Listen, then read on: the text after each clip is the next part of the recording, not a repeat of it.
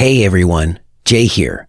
I want to make sure you know that a new group is starting for my teacher training, and you have until September 7th to take advantage of early bird pricing and get 40% off. Maybe you're someone who wants to revitalize your teaching. Maybe you want to expand your knowledge base so you can feel more confident about what you're doing and why. Or maybe you just want a vehicle where you can listen to and talk with other people who share in your passion for studying yoga. If so, I encourage you to check it out, see if it makes sense.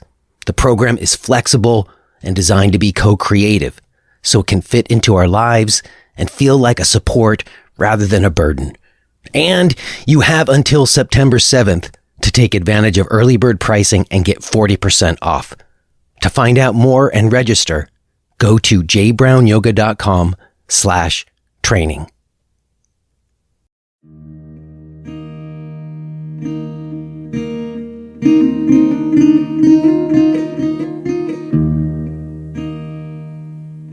All right, you did it.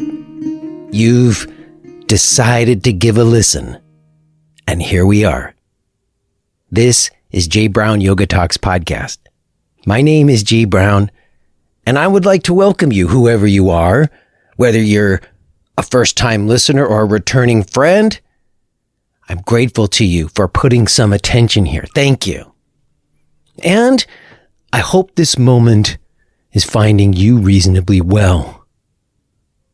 I'm curious if, as you're listening to this right now, you're feeling that in your life you are loved and that you are loving others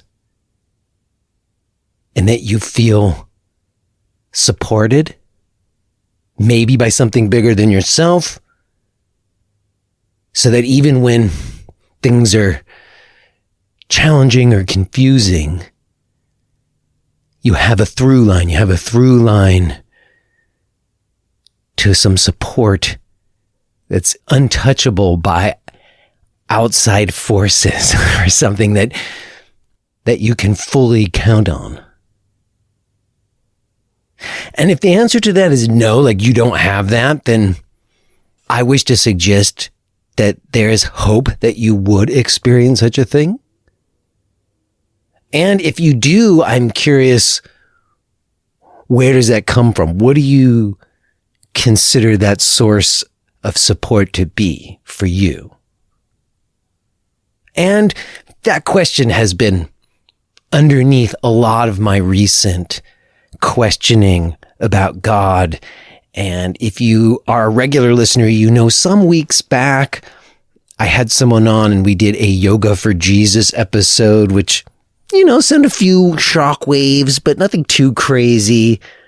And I mentioned after that episode that I felt like, I'm going to kind of step away, talking about Christianity and Jesus sometimes seemed to be getting away from the questions I really wanted to get to, because there's all kinds of stuff you got to sort through, right? Like organized religions and denominations, and just like in yoga, how when you say something like yoga is this or yoga does that, you have to qualify it usually. You have to say, well, whose yoga, or what tradition of yoga, or what philosophical viewpoints, interpretation of yoga that you're drawing upon when you make that assertion. And I think the same thing is true in Christianity, or when someone's making assertions about the Bible or Jesus. So I'm asking these questions because in my own life, I have needed to utilize whatever facilities I've gained through my yoga practice, not just to be able to have a sense of how I'm doing and aware of my own patterns, but to be also open to being in relationship to Ishvara or God or whatever you want to call it. And that is certainly supported in the teachings of yoga, but has often been left out in its modern Western presentation. And I personally am benefiting deeply from exploring my personal relationship to God. And I'm doing that not just through yogic text as I have been for the last couple of decades, but more recently through the Old and New Testaments of the Bible. And it's been challenging, I think, for me to find the right people to have a conversation with about this because, people have such a particular take or angle, or there's so much baggage around conversations around Christianity.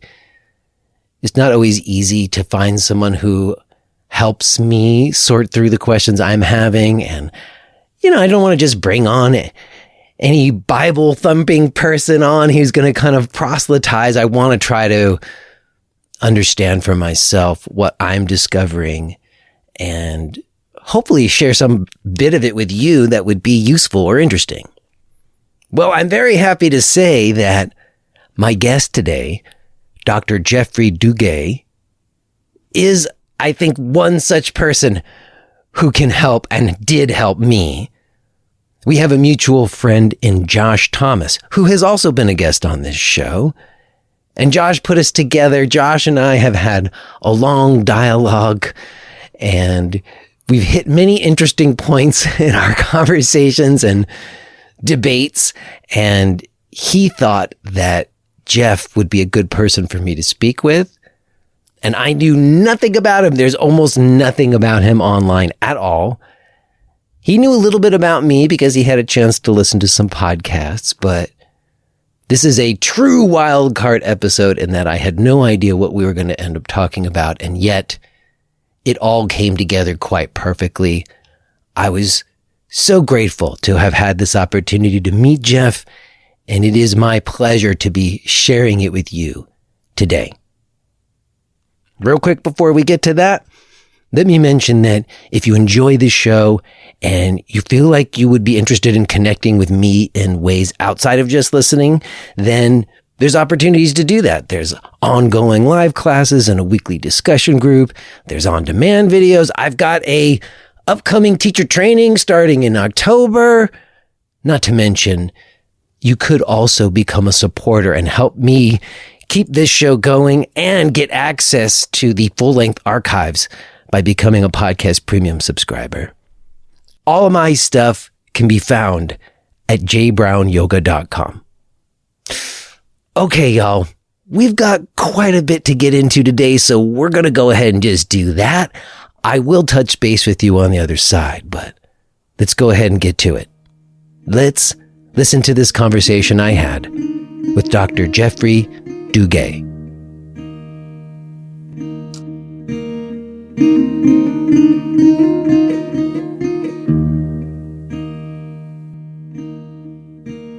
Hello. Hi, Jay. How are you? Hi. Is it Jeff? Am I pronouncing? Yeah. Is that correct? It has an unusual spelling, so I wasn't sure if that was the pronunciation or not. It's Geoffrey. I was named after Geoffrey Chaucer for some odd reason, so there you go. Okay. And if you wouldn't mind pronouncing your last name for me too, so I don't have to guess and mutilate it later. Yeah, that's a hard one. It's Dugue. All right. Thank you very much. Yeah. Jeff, I am very glad to meet you. I am already recording, and if it's okay with you, I would like for us to consider ourselves having just begun. Is that all right? Sure, whatever you want. Very cool. Well, it's fun for me to have this moment with you, Jeff. I have to say, I've done a number of these kinds of talks over the years, and I usually refer to them as wild card talks. Because I really have no idea what we're going to talk about necessarily. You're a brave man. Yeah, I think so. But as I discussed with our mutual friend, Josh Thomas, last time he was here, doing that, putting myself in that situation often invites some conversation that could not have been planned. That's correct. And so I'm excited for that. And I will say, even as far as these wild card conversations go, like Josh and I had a long existing relationship before we had our wild card conversation. You and I don't really know each other outside of our mutual connection to Josh. And I have extra wild. Well, and he wrote like I think one or two sentences about you in the email. And as I said to you, if Josh thinks that you're a good person for me to talk to, that's basically enough for me. Wow. But when I was getting ready or trying to get ready to talk to you today, I did try to like search you on Google, and I got to be honest, I didn't really find much about you.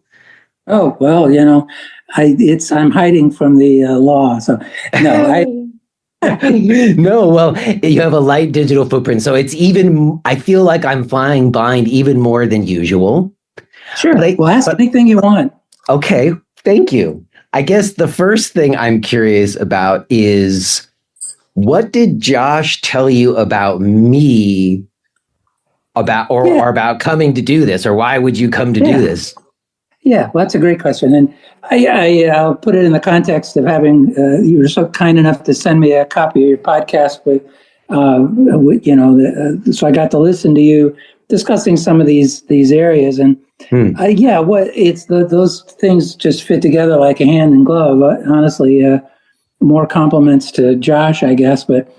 Yeah. So first of all, Josh made it clear to me that he loves you. He and I don't mean he likes you as a friend. He does like you as a friend, but he admires you. He loves you, and you're a member of his family. As far as that was clear to me. So much as you say, well, if Josh is interested, says you're okay, you're okay. I had as much the same feeling. I mean, if Josh. Josh is, as you know, very honest, and he said that you guys haven't always seen eye to eye about things. You've had friction, and what does that mean? It means the same thing. It means your family. You don't. Nobody likes Thanksgiving dinner, right? You just got to hang out with the fam and everybody argue. It's the families that respect each other have disagreements, and they disagree openly about it, and they talk about it, and that's a beautiful thing.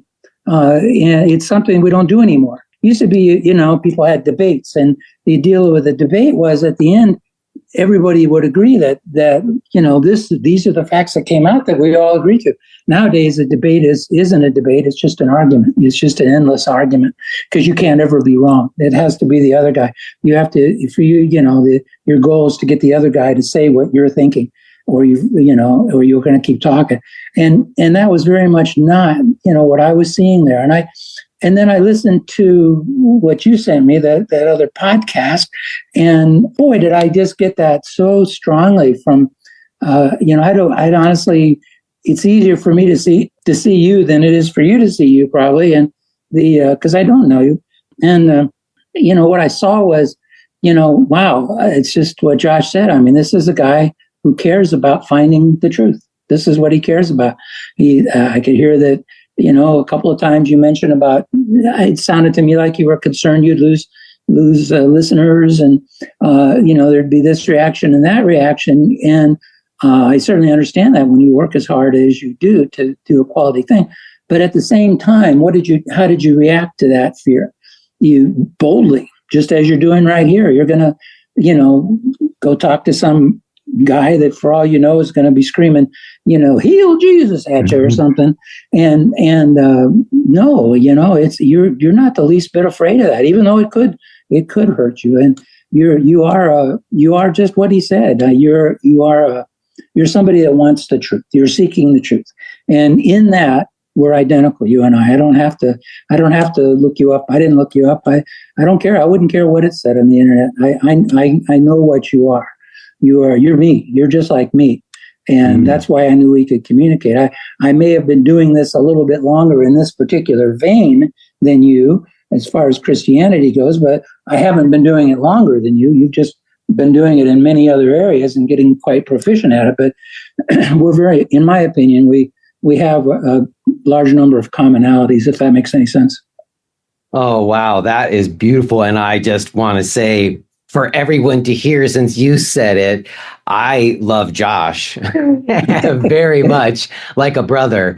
And because he engaged with me in the way that you're describing, because I learned from that so much, and the disagreements that we had, I mean, there are differences of view, but not disagreement necessarily. And often, especially the point that you made earlier about, sometimes it's hard to have debates about certain things and not agree. I think it is especially true if we're trying to talk about God. Absolutely. Yeah, I mean, it's the philosophers say epistemic humility. Can you have humility about the things you believe in? Well, I'm a Christian. I am. I've been a Christian a long time, and I'm very committed to it. On the other hand, I can probably, of the thousands upon thousands of Christians I've met in my life, I can probably count on one hand how many have had any epistemic humility whatsoever. Their opinion is, I believe what's right, and whatever you believe, well, that's just the devil.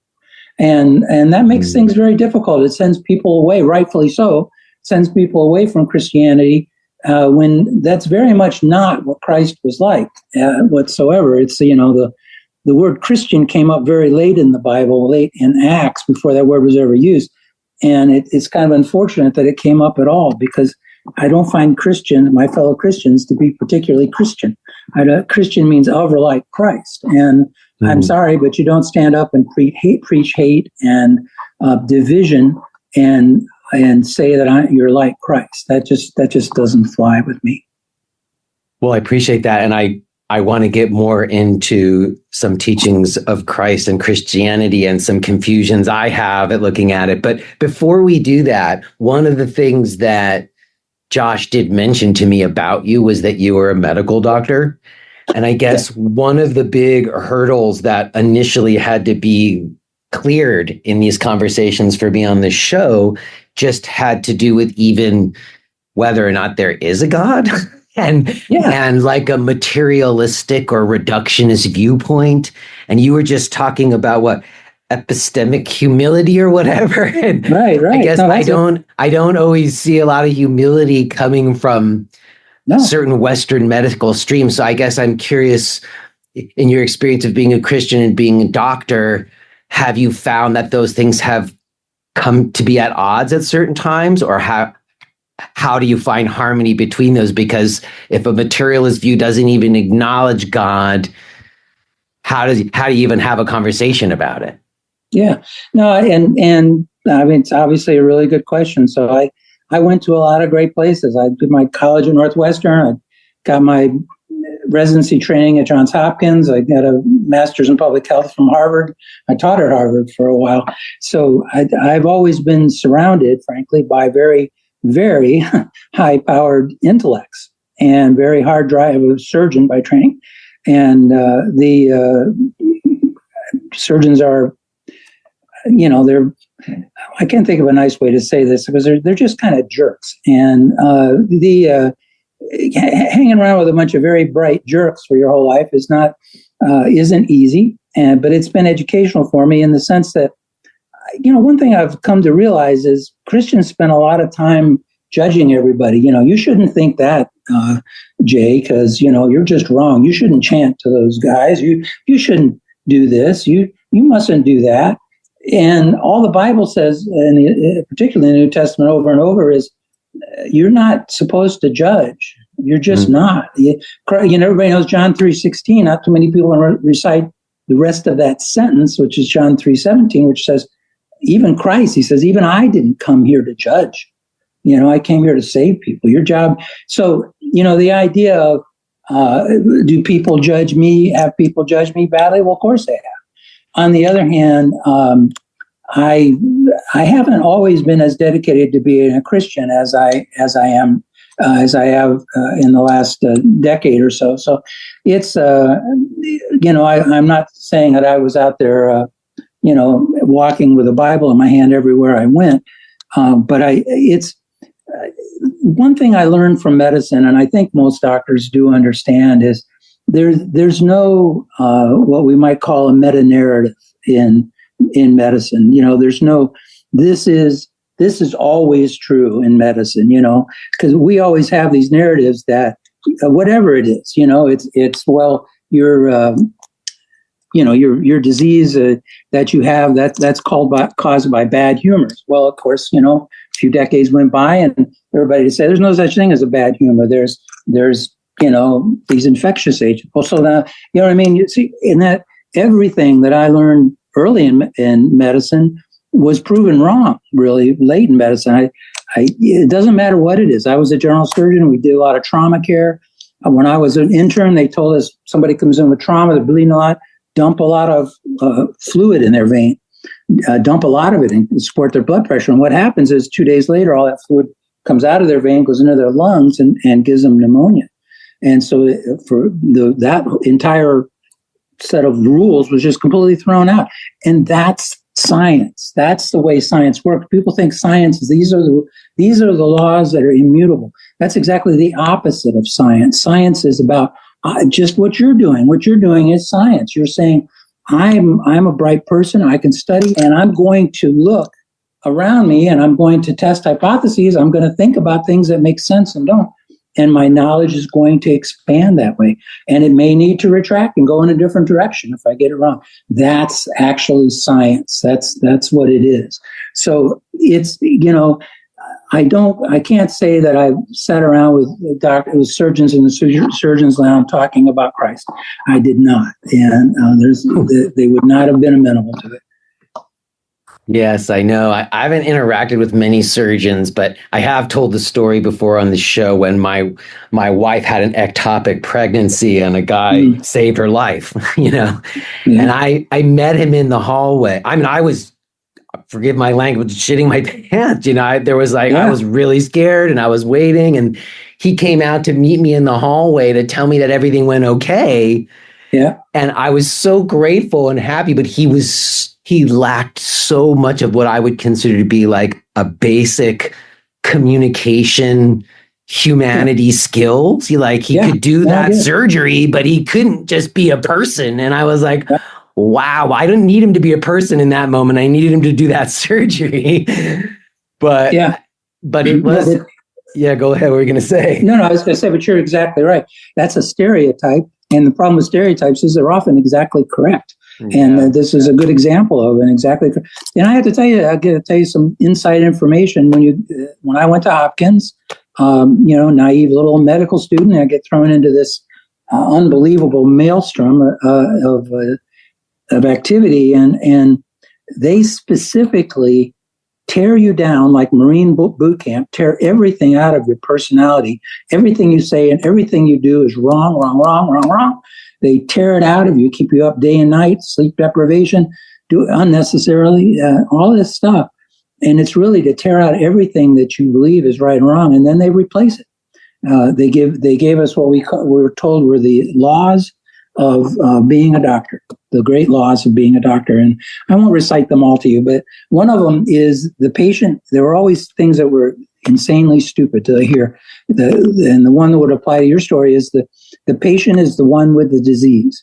Okay, well, I thought I already knew that, but what they mean is you're the patient, in this case, the family who's worried, but your patient and their family are kind of seen as one, and that's not you. You have to keep distance from them, because, in fact, if you know the rule that if your family member is sick, you really need to turn the care over to someone else. Why? Because you have to have distance from your patient. You have to, because you may have to decide, look, I'm sorry, but I'm going to have to, remove that leg. And I'm sorry that it's a 9-year-old kid I have to do it on. In fact, I'll probably have to remove the other one. And if you're really caring about them, you can't make that decision. You're going to say, there must be something I can do to try and save, and then the child dies. So, they literally tear you down to nothing, and then they build you back up. And one of the most important rules is keep your damn distance, which I don't think is a good thing. I'm not saying it is. That's the way it is, though. Yeah, I think I could understand it. Like recusing yourself from the care because you're too emotionally involved to make good objective decisions. I can understand that. But what you're talking about does go beyond that in terms of this idea of like breaking people down and squelching out their own intuitive sense of right or wrong so that you can fill their head with a new rubric by which you gauge that. That's kind of what I'm pointing to initially, is that there is something like it only exists in a context where there's no God, because you believe that you have full control or something, or that you are God or something. You are God. Yeah. No. It's that old joke about you're in line at the pearly gates, and a guy with a long white coat and a stethoscope rushed by you, and the guy goes, "Oh, geez, was that a doctor?" And he goes, "No, that was God. He just sometimes thinks he's a doctor." I mean, believe me, there's a lot of truth to that, and it's just I'll use that as my excuse on why I probably came to this a little later than I should have, but it's just an excuse. It isn't the truth. I could have come to it at any point. There are plenty of lovely, wonderful Christian doctors around. Even at that was going to be my next question. Are most doctors atheists, or are there Christian doctors out there? They just keep it all down low because they can't talk about it in the lunchroom. Yeah, I think it's a lot more of the latter. It's hard to tell because doctors are very focused on image. And the image of being, going to church and being legitimate. You may be a IV drug abuser, when nobody's looking, but you're, you look like you're really good. So it's hard to say. I mean, honestly, people lie, and people lie very efficiently. And if you don't lie, then you're not used to people lying to you. So I don't know the answer to that. Fair enough. Were you raised in a religious household? Yeah. So I would have been. My mother was very religious. She played the piano in the little tiny Baptist church in our neighborhood, which rather poetically burned to the ground on Christmas Eve one year. But my family, it's subject for 10 boring podcasts I don't recommend making. But my family life was seriously disturbed in a lot of ways. And so the moral of the story was, it would have been if my mother had a horrible car accident when I was 10, the day President Kennedy got shot, actually.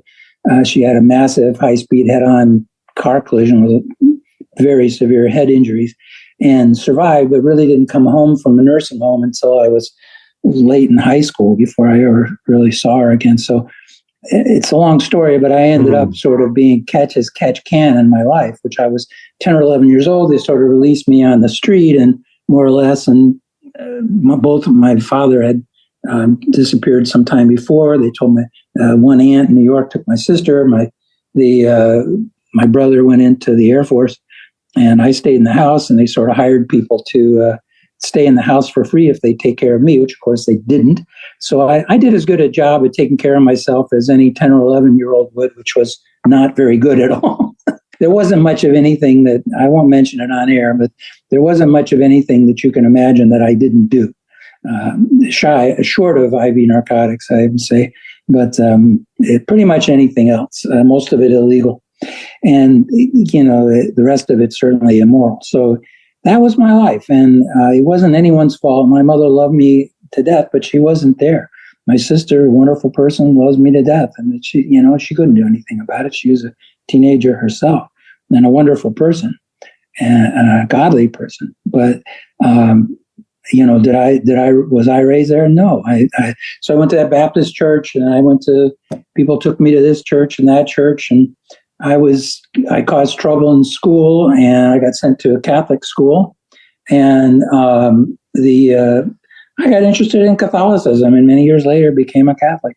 And then I sort of said, wait a minute, this doesn't make sense. And then I don't like this, and I don't like that. And after a while, it was kind of like Martin Luther. I had this long list of grievances, and I was looking for a cathedral door to nail them to, and about the Catholics. So I eventually sort of quit that, and I went to college and was non-denominational. And I spent a long time as a Quaker, many years, decades actually, as a Quaker, which different Quaker churches run different ways. This was a Quaker church that was mostly had people that talked about Christ. They were mostly Christian, but it doesn't have to be that way. There were Jews there. There were lots of people there, so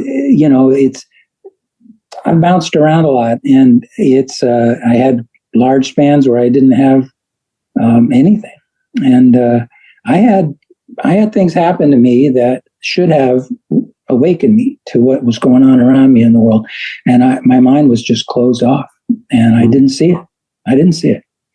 So the moral of that story is I can't get mad at people who don't see what you or I might believe, because that was me. Yeah, that's a lot there. So from that troubled childhood, you did excel academically. Yeah. I did. I excelled in a lot of things, none of which I can mention. But yes, academically, when I finally decided to work, I did very well, and there's no question about it. But see, we had no money what basically happened was we had no money, and I mean zero. So a couple of aunts got together and just decided to break apart the family. Like I said, brother went here, sister went here. I stayed in another place, and just because we couldn't make it as a financial unit. And, we somehow or other, I will tell you that to summarize everything, all the schools, so I went to Northwestern University, one of the most expensive schools in the country. I went to University of Miami Medical School, small private medical school. Went to Johns Hopkins, again, private, expensive. I went to Harvard. How did I do that? Where did the money come for that? I didn't have any money. I couldn't get $50 together to send in an application form. So it's, I had a lot of things happen. And then, my grades were good, but every step I take, it's like going from you're good in high school, you got to be better in college football, if you're good in college, you got to be better in the pros, I was running through that. Every step I had to be better and better. And, there it was. It's not that I was first in the class, but I'll tell you, I was always in the middle of the class, and then I'd move to something harder where the people in the middle of the class should have been now at the lower end, and I was in the middle of the class again. And then I'd go to something harder, and I would be in the middle of the class again. It was so bad, my mother, who was now back from the hospital, said, you're just not trying. You're always in the middle of the class. Well, that's the carrot that gets dangled out, and then you reach for it, and it just gets pulled away. That's it. All right. But, you go ahead. What were you going to say? No. I'm making noise. No, I really appreciate that. I guess, you mentioned that you had experiences in your life that ought to have awakened you that didn't. Yeah. And then you seem to me have a long span of your life where you throw yourself into your medical career. Absolutely. And you said in the past, you weren't as serious about being a Christian, but you became more serious about it. Yeah. And I guess was there particular instances or something that happened that caused some kind of awakening for you to decide to move in a different direction? And what point in your life do you kind of pin that? Like, what life stage were you at? Yeah, sure. No, that's a good question. So I'll tell you what it wasn't. First of all, I experienced a massive miracle in my actually the very end of my junior year in medical school. And I mean, a massive, undeniable, absolutely no question about it, miracle. And my state of mind was such that it didn't matter to me. I was like, yeah, I'm doing fine. Everything's good. I mean, it's a long story, and I'd be happy to explain it to you, but no one will believe it anyway. I'm curious. I got to say, when you tell me a miracle happened, I've had one or two I thought happened in my life. Do you mind sharing what the miracle was? No, I don't mind. I just don't want to get you off your track. But no, so at the end of my junior year, I got out of the emergency room after midnight, and I was on the interstate and driving up to see a friend, and there was a car accident it's on the interstate. It's a divided highway, and I was going north on the southbound lanes. I kept looking as I was driving along. I thought, there's a piece of lumber laying over there, and they ought to get that out of the road. Somebody's going to have an accident. And I got up closer, and I'm like, it looks just like a person, but couldn't be. I mean, no one was stopping. We were just, driving through. And then by the time I got up to a decent, point, I was like, Jesus, there is a person laying there. There's a person laying in the road, and no one is stopping. And people might steer around a little bit, but it's an interstate in Miami at nighttime, and people were going pretty damn fast out there, and no one stopped. And I'd almost stop for a squirrel, and here's a human being laying there. Anyway, so by the time I got the car stopped on the median and ran back across the median. Now, she'd been run over a few times, but I wasn't sure whether she's alive or dead, because I've seen plenty of people get their arms and legs run over. They're still alive and, very salvageable. So I was like, let's just get her out of the road before we declare her dead. So I went into the traffic and grabbed her. First I stood between her and the cars and fended them out of my lane, which with me standing there waving, they went over. And then I made a very serious mistake, which is I wanted to get out of the road badly, so I turned around and bent down to grab her out. And the instant I did it, I straightened up and turned around again, and there was a car hood right on top of me. And I went almost 20 yards through the air and about 4 yards to the left and landed in the median. No one stopped for me either. So they hit me, went bump over her, and a lot more cars went bump over her. And no one stopped. Finally, a patrolman came by, and he was kind enough to stop. But I got a lot of injuries from that. I mean, a whole lot of them. But the worst one was my right leg, in the bottom third of my leg. It was broken, but it wasn't broken in a normal way. It was hit at a very, very high speed by something really solid, and it pulverized it into fragments. There wasn't a fragment in there. I looked on X-ray. It wasn't a fragment in there any bigger than your thumbnail, from basically the bottom of a foot and a half of my leg, just above my ankle.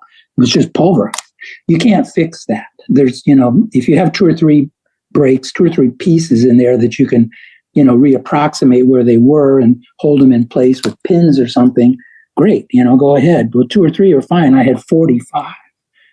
Little tiny pieces, and no one can put that puzzle back together. Plus, the blood supply at that end of the bone is poor. It's very poor. So the artery goes down to the foot and it's up at the knee, but in between, particularly at that end, it's not much. So there is no treatment for that. I had a lot of other injuries, but that was particularly of issue for me wanting to be a surgeon. I like to stand on my feet.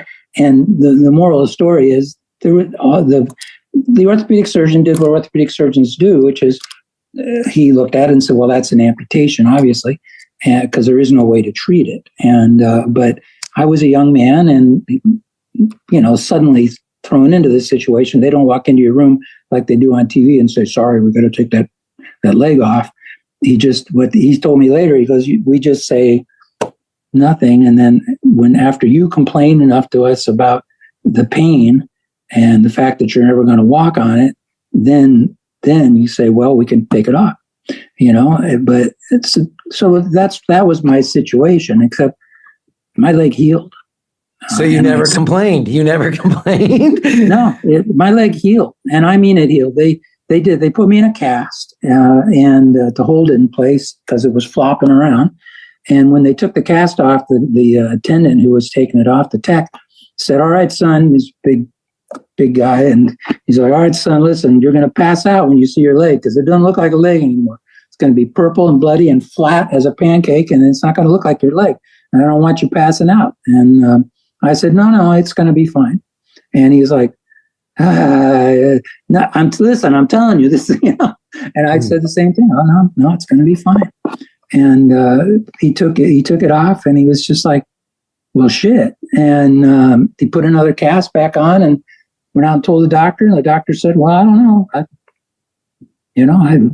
We're just going to treat it what we find. And okay, I got to stop you for a second, because I've said this so many times in this very conversation where I'm talking about like materialist worldviews or whatever. I say there's things that happen that they can't explain. Right. And so at the time, maybe not now in retrospect, but more when that first happened, what in your mind, if the doctors are all telling you one thing and it's not what they tell you, what did you attribute it to at the time? Did you attribute it to God at that time, or did you just attribute it to what? I absolutely did not attribute it to God. My opinion was I just knew it would be that way. And that was, I'm God. And I said it would be that way. You willed it so. You willed it so, huh? Yeah, I wouldn't have used those words, but it was as if somebody, comes to your door and says, look, you got to replace your air conditioner because it's going to break down. And you'd say, I'll decide when the air conditioner breaks down and I'll get one when I'm ready, It was that kind of a deal. I was like, I'll I'll decide when my leg is going to come, heal, and that's the way it'll be. And I never gave it two thoughts. I knew it would be that way. When that guy was telling me I was going to pass out, I'm like, no, I'm not. I'm fine. My leg is fine. I can feel the little bony fragments grinding against each other when I move. But I know that they're going to heal. It's going to be fine. And I did not attribute it to God. I was incredibly stupid. And I mean, that goes on and on. Like I say, I could make the whole program about this, but I don't want to. But I lost a lot of medical school from that, healing from that. And by the time I went, where did I go? John fucking Hopkins, the most difficult, the most challenging surgery residency in the world by a factor of 10. And I went up there as cold can be. And yet I got through that. I took care of patients. I got the right understanding of things. I had 40 patients to take care of on 7 different floors of the hospital, and I took care of them. When problems came up, boom, boom, boom, boom, boom. Where did that come from? It was so weird. I decided that, maybe there's something to this reincarnation thing, and I was a doctor in a previous life, because it was just so weird. I had no explanation for how I could know all that stuff. And I mean, that's how ridiculous it was. And I'm not saying reincarnation is ridiculous. I don't have an opinion about that. But my point is, funny you bring that up, but yeah, but I'm just saying, I would believe that preferentially to saying God is doing this. Yeah, actually, it makes, if you can't explain it, I've said the same thing. Like, I don't know why I have such a passion for yoga. It makes no sense. Maybe another lifetime would explain it. Yeah, I get it. But, I actually thought about it, and I thought, no, that's not true, because in a previous lifetime, the medicine would have been so far behind what I was doing that anything that doctor would have known wouldn't have helped me at all. So, well, there are also other potential explanations for why things happen other than reincarnation. There is. It was a stupid one. It was a stupid one, and that's really my point. Ultimately, is I was being stupid. I mean, it's immensely stupid. Just what happened to my leg. I'm telling you, there was no treatment other than amputating my leg. No treatment. I've read about it extensively, as you might imagine. And I can tell you, there is no treatment other than amputating it. There's no chance whatsoever that could heal on its own. And yet, I'm telling you, I've been walking on it and running on it ever since then. It's fine. And how did that happen? God did that. Well, okay. But listen, before you came to being God, you just mentioned that you had this happen. You heal from it, and you go to school, and in school they squelch out any of the ideas that we're talking about potentially here. When do you soften? Because now in retrospect you see it this way. So when do you become warmer? Yeah, no, thank you. That could get me back on point here. So it's a crazy thing. And I think you've actually touched on this a couple of times in just a short little podcast I listened to. I'll tell you what got me is I was in the house one day. I can remember this clear as a bell. I have no idea what I was doing. I was just working around the house, and I was alone. And, you turn on the TV or something just for noise. And I did that. I turned it on, and I don't know what the program was, but there was some guy who was talking about, I guess he was an evangelist or something, and he was talking about the fact that he had to go, and he was getting some award, and he had to go to this university, and there were he got invited by the theology department to come to tea or whatever, and he was so massively intimidated by the knowledge these guys had. He goes, and then he said, and I'm only 1/4 listening to this story, but then he goes, I got to talking to one of them, and I said, well, your knowledge is just so much deeper than mine. Tell me about your personal relationship with God.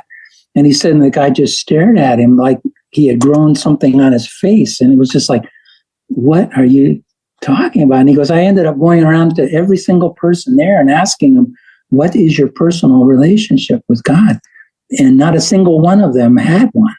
And he goes, they knew everything about God. They didn't know God at all.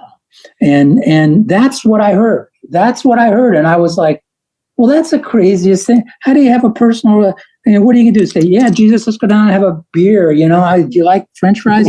It's how do you have a personal relationship with somebody who can't talk back to you when you talk to them? It just sounded, it was freaking nuts.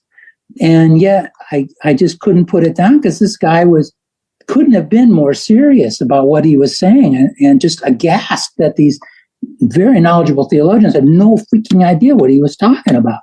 And it just wouldn't leave me. It wouldn't leave me that is it possible to have a personal relationship with God?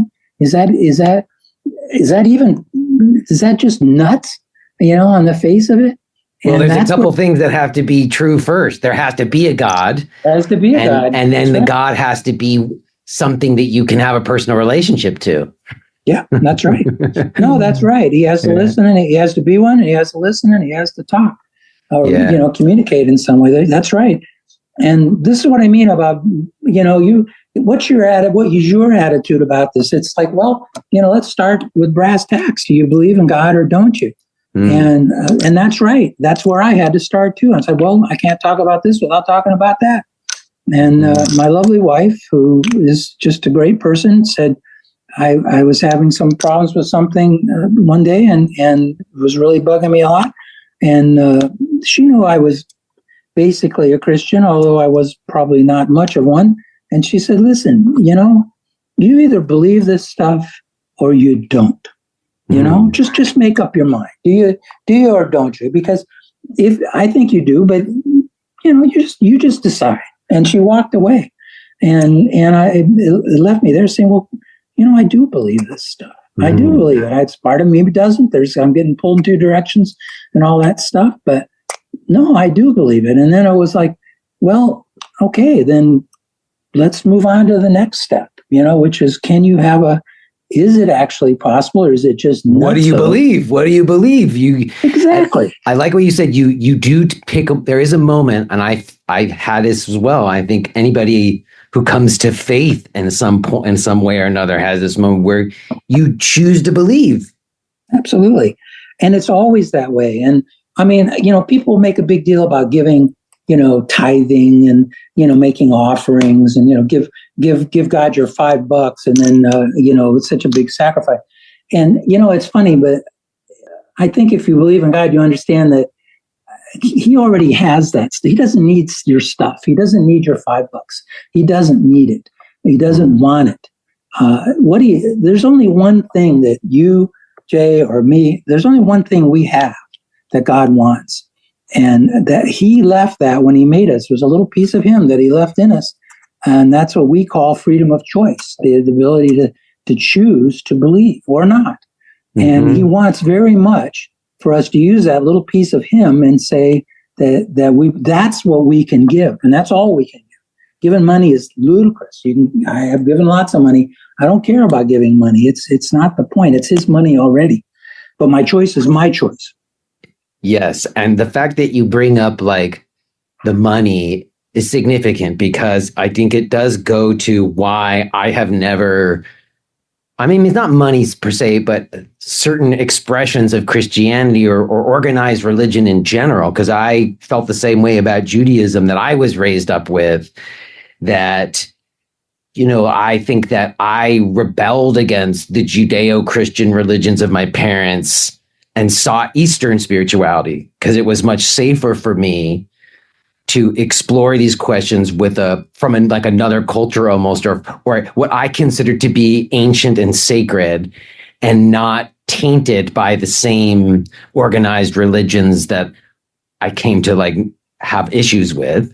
I don't see it that way exactly anymore, but I would say that it is interesting to me how, as someone who was born a Westerner, it does seem to me that there has been throughout my life a kind of information campaign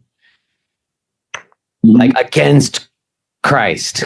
And I say that as somebody, as I said in that podcast, who doesn't have any connection from my past in it. And just in the sense that it does seem to me that I never even considered looking at the Bible in the same way that I looked at Patanjali's Yoga Sutras. because it was so associated with backwards thinking or racism or all these sort of political ideas that people have put around it. And then I guess even more importantly for me, if I set that aside and I just get to the spiritual questions, I really have a lot of confusion around Christianity, because when I just engage with the Bible and prayer myself on a personal level, like you're describing, and we seem to be able to connect on very easily, I actually feel like I get really clear, a lot of clarity, you know? Yeah. But when I've been looking out to understand, okay, like you said, okay, I do believe, what is it I believe? Am I a Christian? That's where it gets really confusing. Like you mentioned, you were a Catholic in the past. I am not comfortable with like the Catholic Church and the Vatican and the Pope at all. Like that doesn't seem to have anything to do with what the Bible's teaching me about having a personal relationship with Jesus or God. That's correct. And I'll tell you a little aside about this. So I mentioned that I got sent off to Catholic school. So this was old-time Catholic school when the nuns were nuns. They had the whole, get up and everything, the habit or whatever they called it. And so they had, I was in high school at this point. It was a religion class taught by 3 nuns. And so, I mean, this is St. Paul's school, and it's, owned by the church, and it's run by nuns, and blah, blah, blah, blah, blah. I can remember only one of their, one day in that, and that was when they said, listen, this is a subject we're on here today, and we want to be very, very clear. And they literally gathered near each other. They stood to back each other up. It was phenomenal. What the Sister Marguerite said was, it is the opinion of the Holy Father and of the Church that if you are born in a place where and you grow up and you are never baptized and you die, you will go to hell eternally. That is the opinion of the Church and the Holy Father. And we want to be very, very clear that you understand that is not true. The nun said that? Yeah. Isn't that considered blasphemous? Well, it's certainly against church teaching, and they made the point that it's against church teaching. And they didn't, of course, stop there. They said, listen, we've devoted our lives to understanding the God who is love, and that is not the God who is love. And basically, I'm still right there. To me, it's like, honestly, if I were on the outside, if I was an atheist looking in, I don't know that I'd ever join a church, because most of the time I'm not hearing much. That sounds anything like God. And the more I've gotten into this in a more serious way, I'll tell you, I feel more strongly that way, that in a sense, although I believe my faith is much stronger than it was, say, 5 years ago or 10 years ago. I'm also, I would have no trouble walking up to many atheists and listening to them and saying, if what you've been told was God, if that really was God, then I'd be you right now. I'd be an atheist sitting on the outside. It's just that I know who the real God is. I know who he is. I know what he is. And this nonsense that you've been told to try and force you into certain behaviors that you don't want to do, to try and control you, to frighten you, to use fear and stuff. That's not God. That's not of God. If that really were, then that's not a God I have any intention of worshiping. Okay, so I think all of what you said. If you are hearing this message, then you're listening to the free version of J. Brown Yoga Talks. To hear the rest of our conversation, please subscribe to Podcast Premium at jbrownyoga.com/premium.